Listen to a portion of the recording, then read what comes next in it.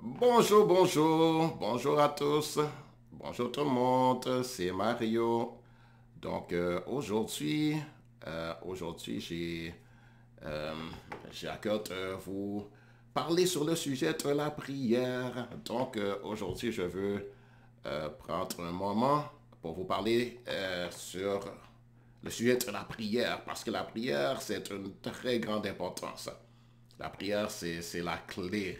C'est la clé à toute chose. La prière, c'est la clé. La prière, c'est notre mode de communication avec Dieu. C'est notre mode de communication avec le roi de gloire, le créateur de l'univers, qui nous a donné la permission de s'approcher de lui, qui nous a autorisé à s'adresser à lui. N'est-ce pas? Dieu, c'est le plus grand chef de gouvernement qui existe, n'est-ce pas? C'est le chef du plus grand royaume qui existe et c'est un royaume éternel. C'est la personne la plus puissante qui existe au monde.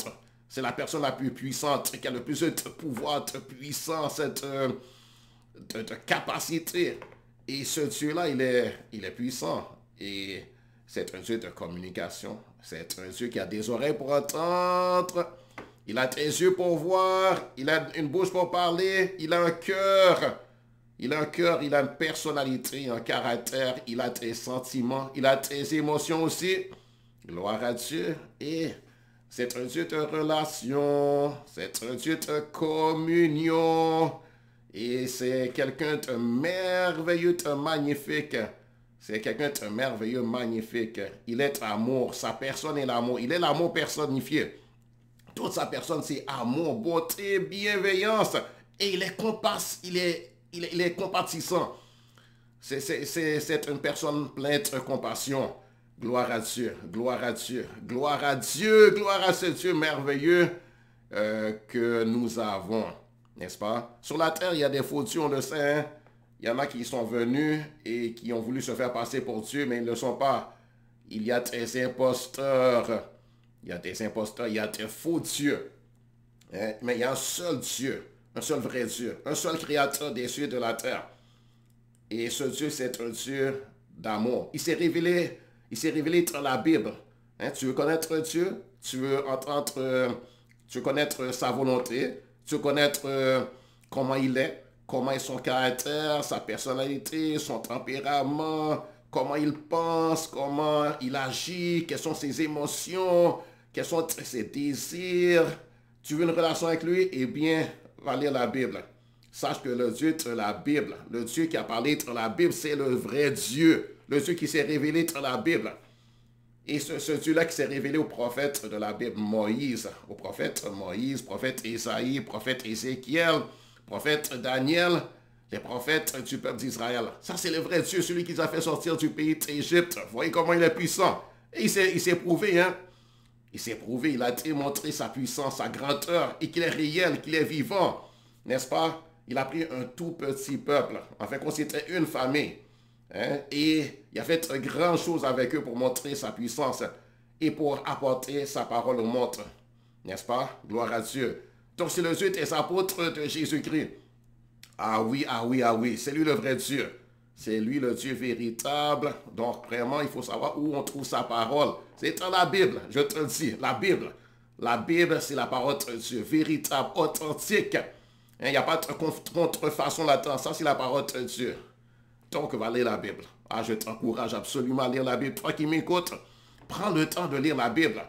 Prends le temps, pas seulement de lire, faire une lecture rapide, mais prends le temps vraiment de te plonger dedans, de méditer ce que tu lis, de prendre le temps vraiment de chercher à comprendre. Et en même temps, pendant que tu le lis, demande à ce Dieu-là, c'est une personne.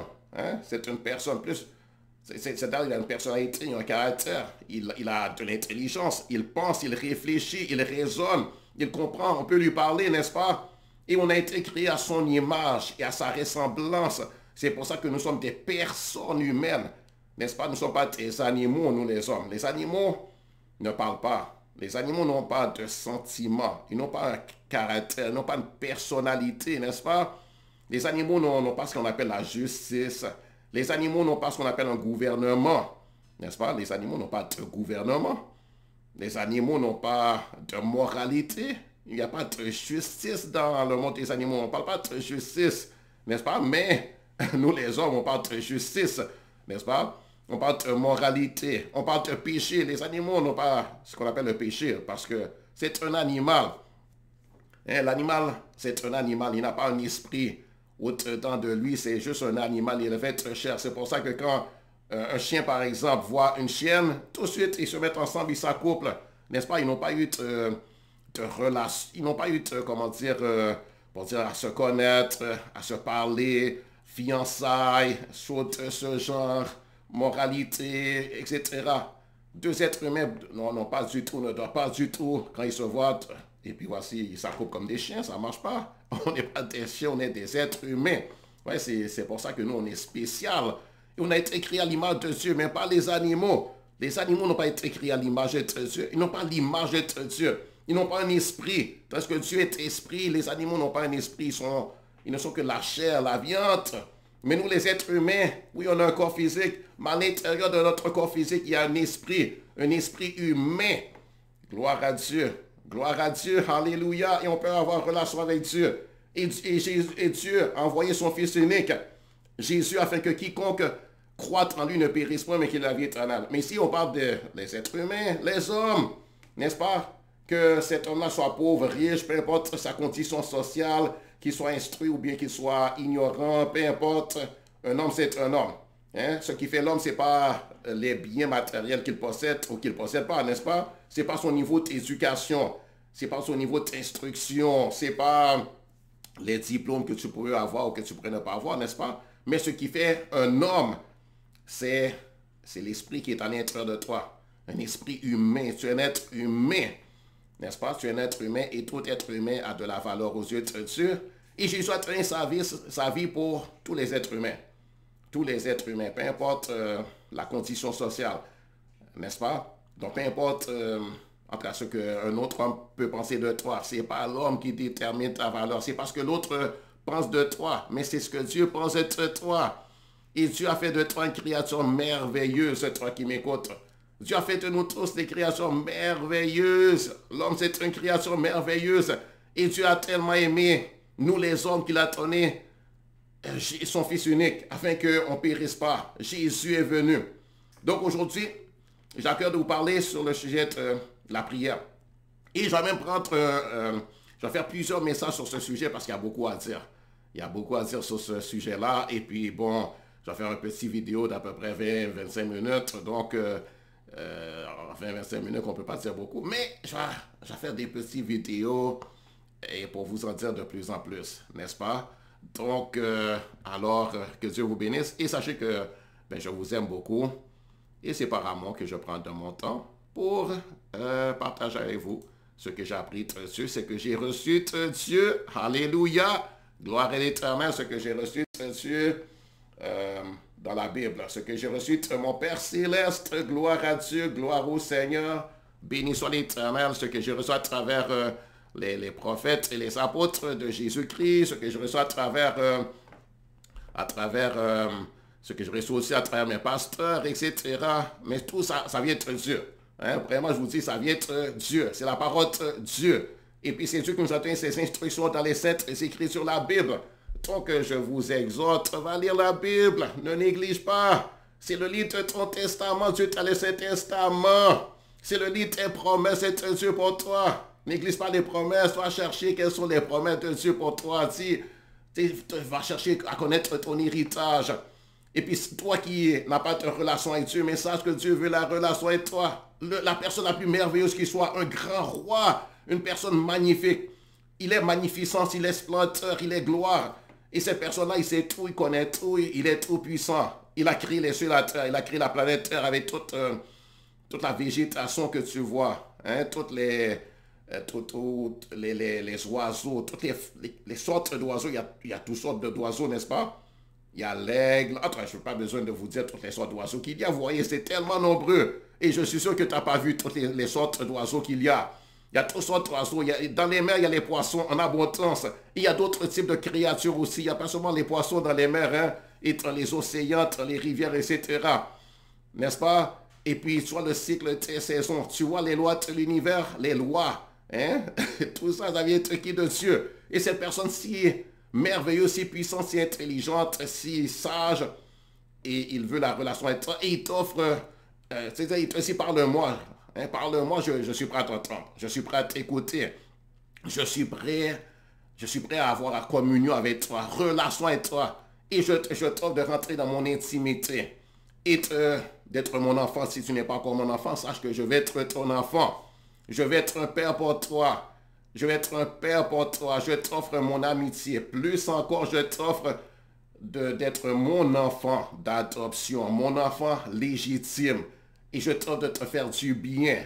Et je vais t'entendre, je vais t'écouter, je vais te parler.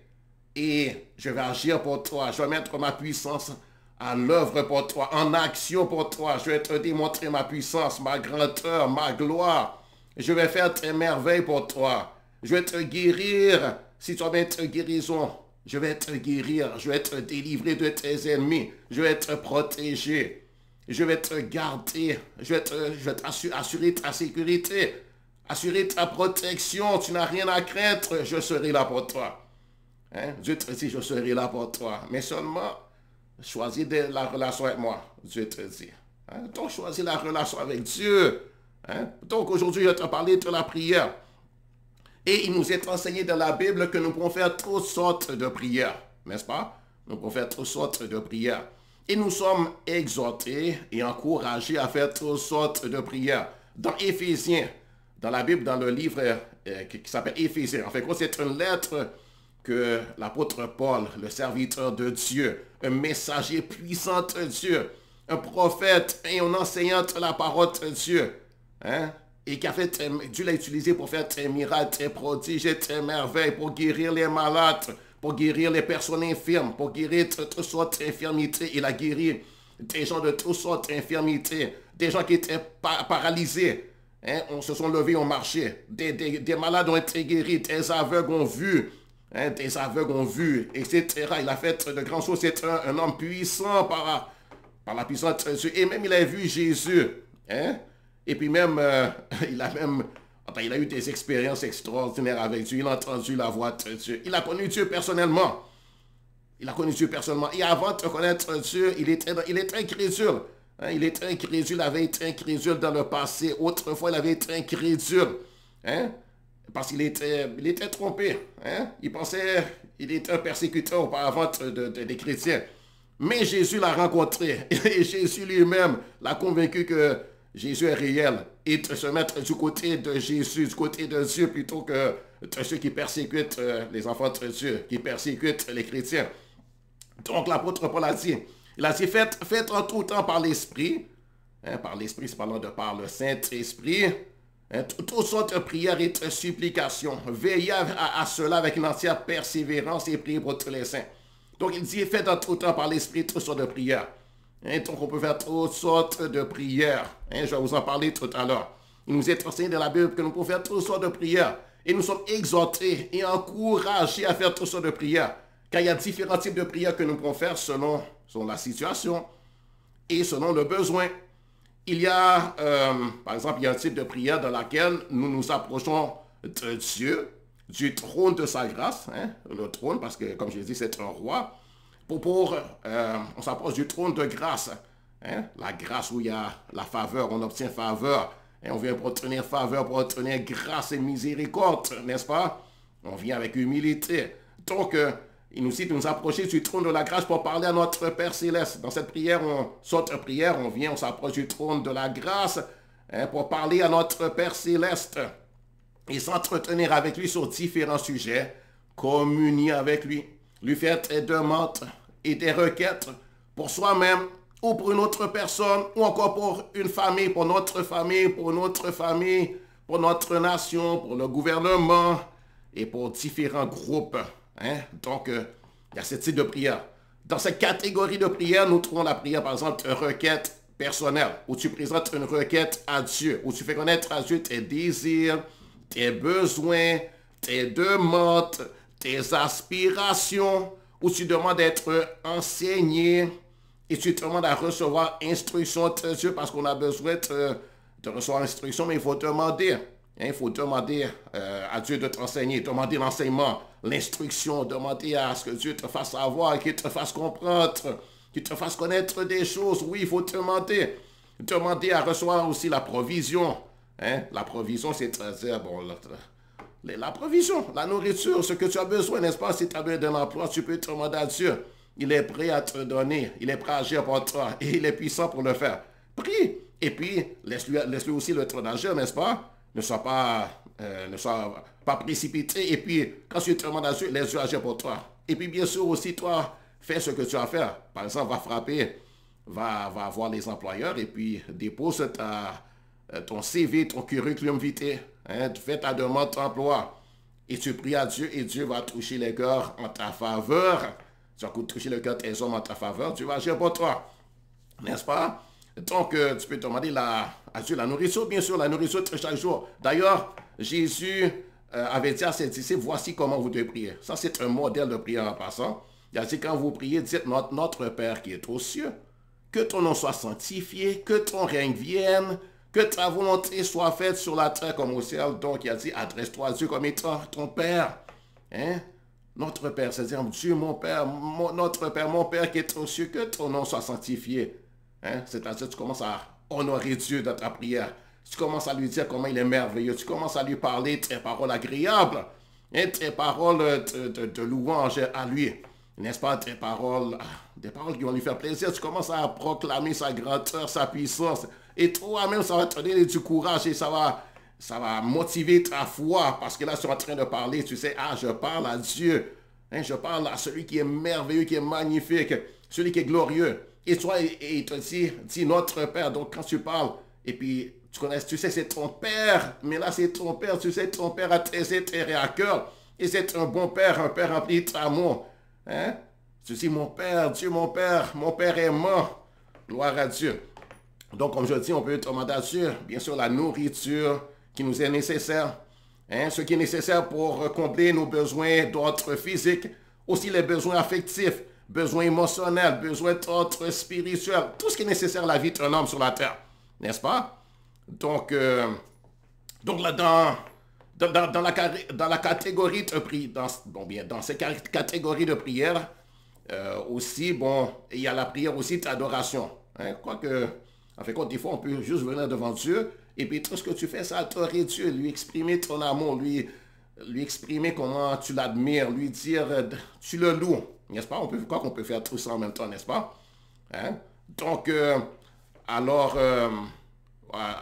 donc, je vais te dire maintenant, avant de te donner des instructions, je vais te dire les types de prières que tu peux faire. Hein? Juste les énumérer, après je vais rentrer plus en détail. Donc, il y a la prière d'intercession. Hein? L'intercession, c'est que tu pries pour quelqu'un d'autre. Tu pries pour quelqu'un d'autre parce que Dieu veut que tu pries pour toi, mais il te donne aussi le droit et il te donne le privilège de prier pour quelqu'un d'autre, n'est-ce pas? Prier pour quelqu'un de ta famille, prier pour un voisin, prier pour un ami, prier pour quelqu'un du gouvernement, prier pour une autre personne, une nation, un peuple, etc. Hein? Donc, il y a la prière d'intercession, il y a la prière d'adoration. Et c'est très important de faire des prières d'adoration, c'est-à-dire, juste tu viens devant Dieu pour l'adorer, pour proclamer sa grandeur, pour le contempler, pour l'admirer, pour lui dire combien il est merveilleux, hein? Pour bénir son nom, pour réjouir son cœur. C'est très important ça, n'est-ce pas? C'est pas tout le temps qu'il vous venez à demander, hein, juste demander, fais ceci, fais cela, n'est-ce pas? Mais il faut faire aussi des prières d'adoration.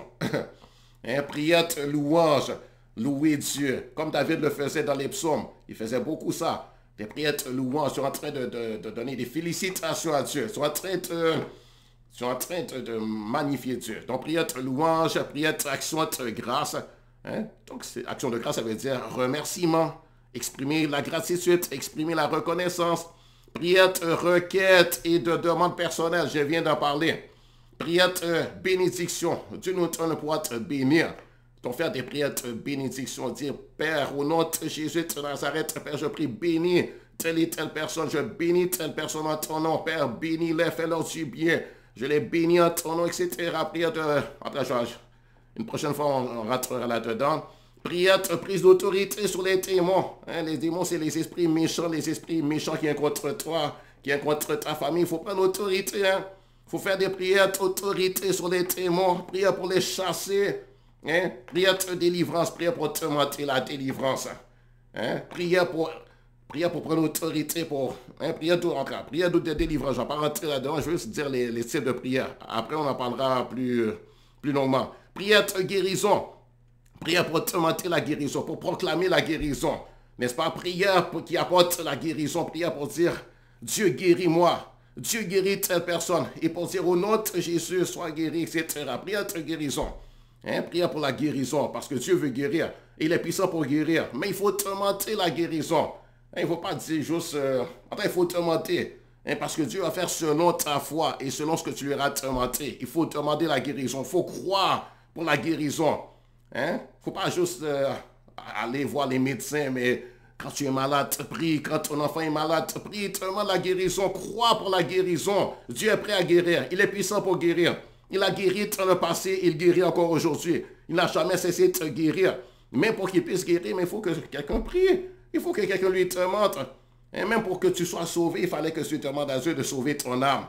Hein? Il ne va pas sauver ton âme si toi-même tu ne le demandes pas. Si toi-même tu ne l'as pas désiré, tu ne lui demandes pas de sauver ton âme. Tu ne vas pas devant lui et dire, Dieu, sauve-moi. Dieu, sauve mon âme.